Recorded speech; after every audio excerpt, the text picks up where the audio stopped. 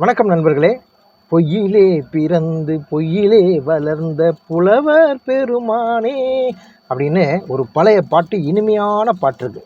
அந்த பாட்டை இன்னைக்கு காலில் கட்டுறதுக்காக ரீமிக்ஸ் பண்ணோம். எப்படி அப்படின்னா, பொய்யிலே பிறந்து பொய்யிலே வளர்ந்த டிவிக்கே தொண்டர்களே அப்படின்னு தான் பாடணும் போல இருக்கு. அந்த அளவுக்கு பொய் பேச ஆரம்பிச்சிட்டாங்க வரிசையா.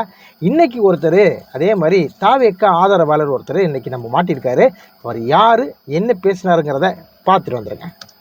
அனைவருக்கும் வணக்கம். ஒரு செய்தி ஒன்று சொல்லட்டுங்களா? சின்னதா ஒரு அப்டேட்டு, ஆனா ரொம்ப முக்கியமான சந்தோஷமான ஒரு அப்டேட்டுங்க. என்ன அப்படின்னா, செந்தில் பாலாஜியோட சென்னை வீட்டின் முன்னாடி காவலர்கள் பல பேர் குவிக்கப்பட்டிருக்காங்க. சோ இது சந்தோஷமான செய்தி. பட் ஒரு வருத்தமான செய்தி என்ன அப்படின்னா, செந்தில் பாலாஜி வீட்டுக்குள்ள இல்ல, ஆளு மிஸ்ஸிங்கு. சரிப்பா, வீட்டுக்குள்ள இல்லைன்னா என்ன, அதான் சட்டமன்ற கூட்டத்தொடர் நடக்குது, அங்க வந்திருப்பாரு மனுஷன். சோ எப்படியா இருந்தாலும் மாட்டிடுவாரு அப்படின்னா, இன்னைக்கு நம்ம செந்தில் பாலாஜி அப்படிங்கிற மனுஷன் சட்டமன்ற கூட்டத்தொடருக்கும் வரல, எங்கேயோ லீவ் போட்டுட்டு நைட்டோட நைட்டா டெல்லி போயிருக்காரா, இல்ல யார சந்திக்க போயிருக்காரு, யாருக்கிட்ட என்ன சமாதானம் பேச போயிருக்காரு அப்படின்னு தெரியல. அந்த பையன் சொன்னதுலயே மிகப்பெரிய காமெடி என்னன்னு கேட்டீங்கன்னா, இன்னைக்கு சட்டமன்ற கூட்டத்தொடர் நடந்துகிட்டு இருக்குதான். அந்த கூட்டத்தொடருக்கு செந்தில் பாலாஜி வராம லீவு போட்டுட்டு டெல்லிக்கு ஓடி போயிட்டாராம். தம்பி, இன்னைக்கு சட்டமன்ற கூட்டத்தொடரே இல்லை, பொய் செய்தியை பரப்புறதுக்கு தயாராகிட்ட. அந்த பொய்யை உண்மையா இருக்கிற மாதிரி, அதாவது நம்புற மாதிரி சொல்றதுக்காக நீ என்ன பண்ணிருக்கலாம், இன்னைக்கு சட்டமன்றம் இருக்குதா இல்லையான்னு கூகுளில் சர்ச் பண்ணியிருக்கலாம், இல்லை சாட்ஜிபிடியில் கேட்டிருக்கலாம். எவ்வளோ அட்வான்ஸ் இதெல்லாம் வந்துருச்சு தம்பி. இந்த காலத்துலேயும் அதெல்லாம் ஆராயாமையே நீ பாட்டு போய் சொல்லிகிட்டே போகிறப்பாரு. ஏதோ டங் ஸ்லிப் ஆகி சொல்லியிருப்பாரு அவருக்கு பாவம் அப்படின்னு. இந்த வீடியோ முழுவதும் பார்த்தேன், நிறைய கொதிச்சு எழுந்திருந்தாரு. திரும்பவும் இதே பொய்ய சொல்றாரு. அது பாருங்களேன்.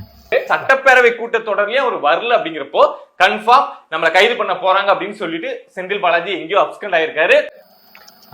பார்த்தீங்கன்னா, கைது பண்ண போறாங்கன்னு செந்தில் பாலாஜிக்கு தெரிஞ்சு எங்கேயோ அப்ஸ்கண்ட் ஆயிட்டாராம். அதனால செந்தில் பாலாஜி இங்கே ஊரில் இல்லை அப்படின்றார். முதல்ல நடந்த விஷயம் என்னன்னா தம்பி, செந்தில் பாலாஜி அவர்களை தேடி போலீஸ் இங்கே வரல, கரூர் போலீஸார் தேடி வந்திருக்காங்க. யாரை? செந்தில் பாலாஜி இல்லை, செந்தில் பாலாஜி அவர்களுடைய தம்பியை தேடி போலீஸ் வந்திருக்காங்க. அவரை தான் இன்னைக்கு தேடி பிடிக்கிறதுக்காக போலீஸு ரவுண்ட் அப் பண்ணாங்க அப்படிங்கிறது பரபரப்பான செய்தி.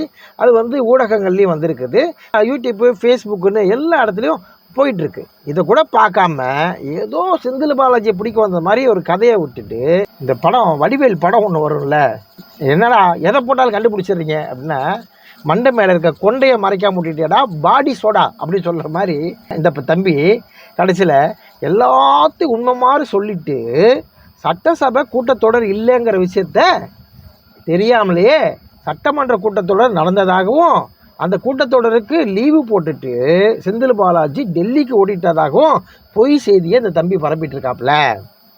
ஆக மொத்தம் சட்டமன்ற கூட்டத்தொடருக்கு செந்தில் பாலாஜி லீவு போடலை, மொத்த சட்டமன்ற கூட்டத்தொடரே லீவு தான் அப்படிங்கிறது தம்பிக்கு தெரியாததுனால, மண்டை மேலே இருக்க கொண்டையை மறந்ததுனால தம்பி வசமாக மாட்டிக்கிட்டாப்புல. தம்பி, இனிமேல் பொய் சொன்னால் எல்லாத்தையும் ஆராய்ஞ்சு பொய் சொல்லுங்கள், சரியா? வணக்கம்.